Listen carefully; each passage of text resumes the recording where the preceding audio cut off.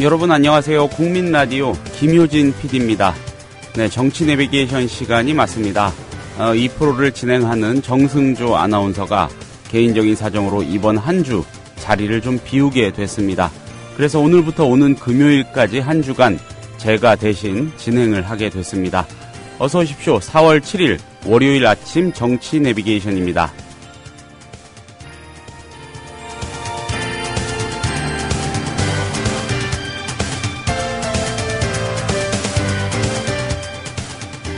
새정치민주연합 안철수 공동대표가 지난주에 청와대를 찾아갔죠. 민원실에 들러서 박근혜 대통령과의 면담을 신청하고 왔습니다. 안철수 대표는 이때 오는 7일까지, 그러니까 바로 오늘까지 가부간의 답을 좀 달라, 이렇게 박근혜 대통령을 압박했습니다. 단초는 기초공천 폐지 논란입니다. 박근혜 대통령은 이런 말을 했습니다. 지킬 수 있는 약속만 하겠다.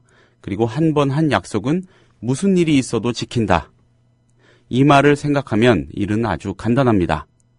좋습니다. 약속이라는 거 그럴 만한 사정이 있으면 못 지킬 수도 있습니다. 만약 그렇다면 왜 못 지키는지, 대체 왜 예전에 그런 약속을 했는지를 설명하고 국민에 사과하는 게 마땅합니다. 그냥 모른 척하고 있을 일은 아니라는 겁니다.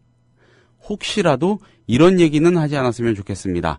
당신들도 김대중 정권 때, 노무현 정권 때 이러저러한 약속 어기지 않았느냐? 이거야말로 박근혜 대통령이 그리도 싫어하는 과거의 발목 잡힌 정치가 아니겠습니까?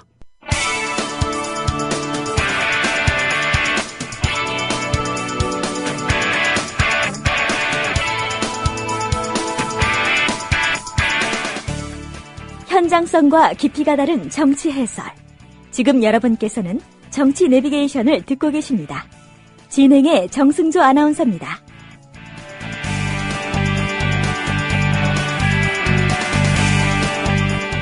네, 정가 레이더로 이어가 보겠습니다. 오늘은 박상철 경기대 정치전문대학원 교수와 함께 얘기 나눕니다.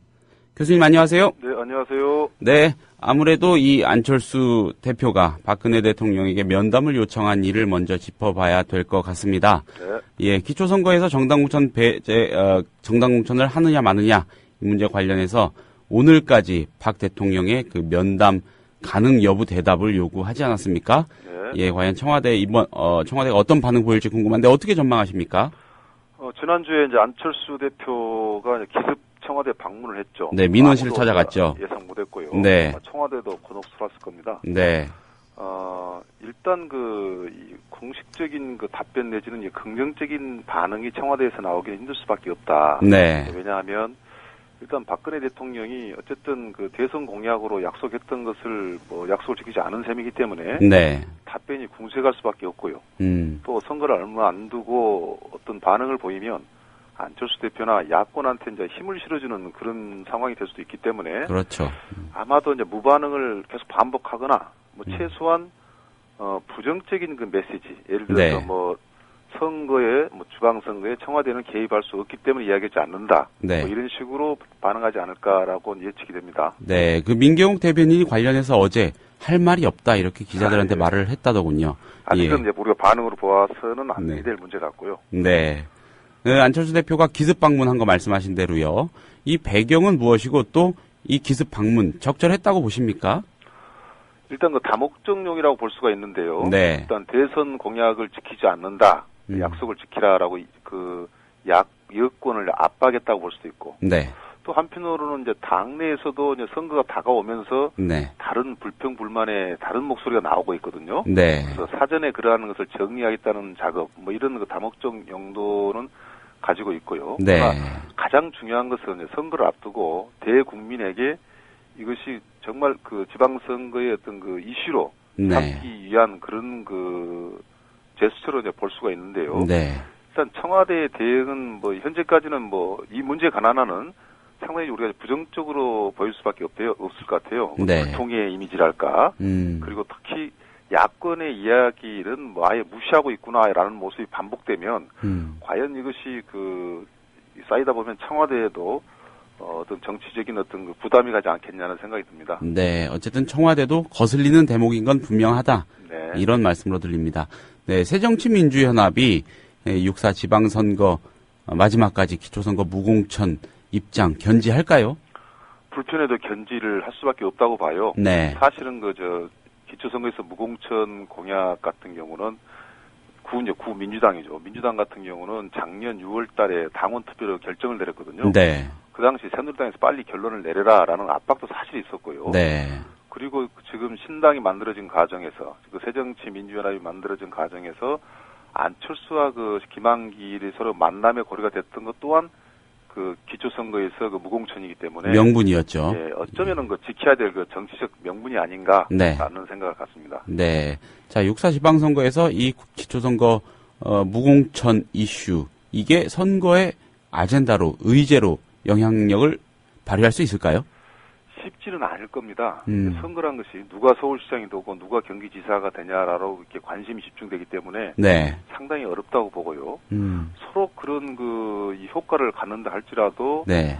기초선거 과정에서 이것이 과연 반새누리당 바람을 일으키는 대형 선거 이슈가 될까라는 네. 것에 대해서는 좀 어렵다라는 판단이 들고요. 네. 이러한 문제는 새정치연합에서도 각오를 하고 저는 선거에 임해야 된다고 봅니다.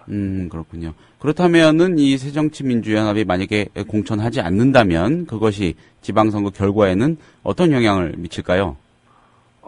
만약에 이제 당내 결속에 성공하고, 네. 대여 공격으로서 성공할 경우는 상당히 좋을 수도 이제 있습니다. 네.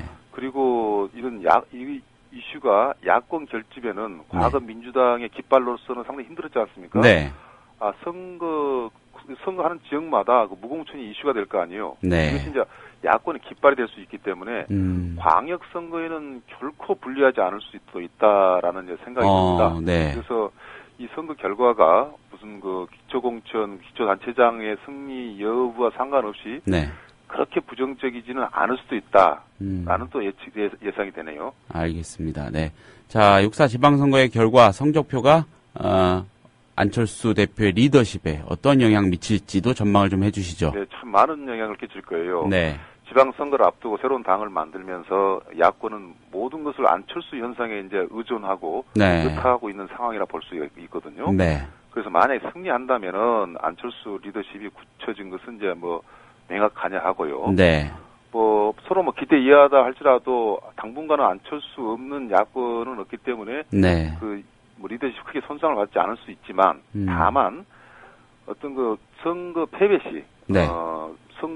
기초선거 무공천 전략에 대한 비판론이 안철수 반대 내지는 비안철수 세력으로 결집되는 새로운 계기가 될 수 있다는 점에서는 안철수 리더십이 어느 정도 이제 균열의 조짐을 보일 수도 있는 네. 그런 것도 예상할 수가 있겠죠. 네, 안철수 대표에게도 아주 만만치 않은 시험대가 될 거다 이런 그렇죠. 말씀이군요. 예, 알겠습니다. 자, 서울시장 선거전으로 좀 넘어가 보겠습니다. 새누리당의 서울시장 경선 뜨겁게 달아오르고 있습니다. 경선 후보끼리 네거티브 선거 캠페인이 빈발하고 있지 않습니까? 네, 예, 그 이유와 향후 지속성 여부에 대한 전망 좀 들려주시죠. 예.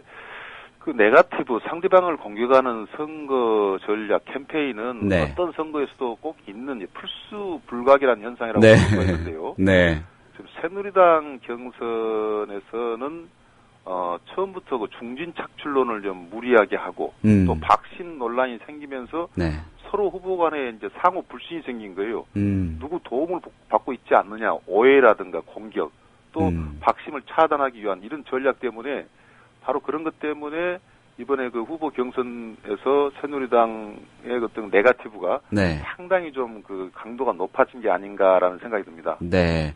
이 중심에 서 있는 인물입니다. 자, 김황식 후보요. 김황식 후보의 칩거와 활동 재개 이후 행보 어떻습니까? 김황식 후보 입장에서는 네. 사실 박신 논란에 들어선 것을 사실은 그렇게 불편하지는 않았지만 막상 결과적으로 어떤 후보의 어떤 자율성이라든가 어떤 떳떳한 후보가 아니다라는 어떤 명분도 좀 잃게 되고 네. 실질적으로 지지도 좀 떨어지면서 칩거에 들어가면서 새로운 재출발이 필요했던 것이 당시 박항식 후보라고 보고요. 네. 그래서 일단 칩거를 이제 재활동으로 돌아서면서 네.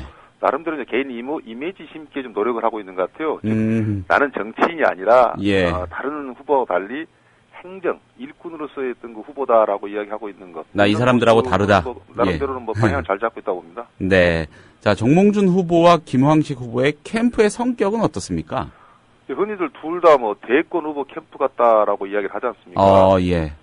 특히 이제 정몽준 후보 같은 경우는 그 규모가 상당히 큰데요. 네. 일단은 그 운영에 있어서 정몽준 후보는 당의 원로라든가. 네. 또 그래서 그 박심의 어떤 그 뭐 끌어오는 걸 떠나서 차단할 수 있는 그런 식의 어떤 대형 그 캠프를 운영하고 있는 것 같고요. 네.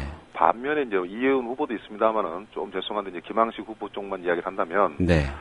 박심 논란의 중심에 있었듯이 이제 그 박 쪽에 가까운 사람하고 그리고 네. 또 이명박 때 가까이 있던 사람, 즉 친이와 친박이었던 그 연합군 형태를 띠고 있다라고 이야기를 하고요. 그 면면을 보면 여러 사람이 있겠지만은 네. 뭐 과거 선거 때 박근혜 대통령 선거를 맡았던 이성은 전 의원이라든가, 예. 그리고 청와대에 있었던 그 친이에 가까운 박성규 대변인 이러한 네. 면면이 이제 바로 그러한 이야기를 하고 있는 것 같고요. 네. 그래서 지금 현재 캠프의 성격들은 앞으로 지속적으로 봐야 되겠습니다만은 뭐 정몽준 의원이나 김황식 후보나 서울시 선거가 끝나도 네. 더 향후 미래 정치를 계속 해갈 뭐 그런 것들이 캠프에서 면면이 좀 보인다는 생각이 듭니다. 아, 네, 알겠습니다.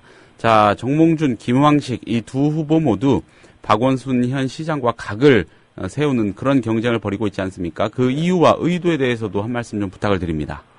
무엇보다도 이제 현재 시장 박원순 시장하고 서로 각을 잡고 있는 것은 네. 본선 경쟁력에 있어서 어떤 후보보다도 뭐 정몽준, 김황식, 뭐 이혜훈 후보도 마찬가지입니다만은 예. 그러한 면을 부각하기 위해서 네. 아마 앞으로도 계속